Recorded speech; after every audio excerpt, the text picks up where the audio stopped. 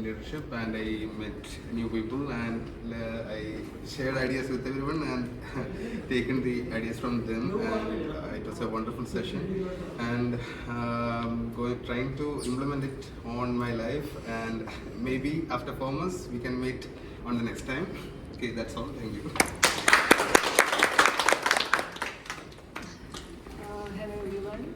So I attended the today's servant leadership program. So one thing I felt is like how it was structured. That was really like I was not thinking in this particular direction for a very long time, and it really put me in that direction to think in a different way in which I have to put the team members first. So that's the takeaway. Thank you. Roshan, completing 10 years in UST. Many people ask me why I have not attended servant leadership so far, and this was one of the gifts which I gave myself, taking out 2 days from my regular day.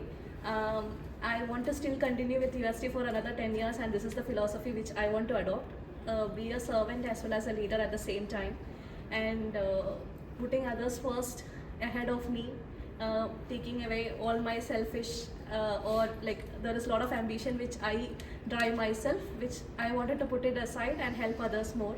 That is something which I am going to focus on for the next 3 to 6 months. That is my immediate goal. Thanks to Madana, Mary, Bhavesh, Durga, whoever, like everybody who came for presenting.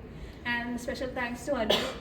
Anu, I know you very personally. I can see the growth that you have traveled so far. Really appreciate all your good work. Thank you.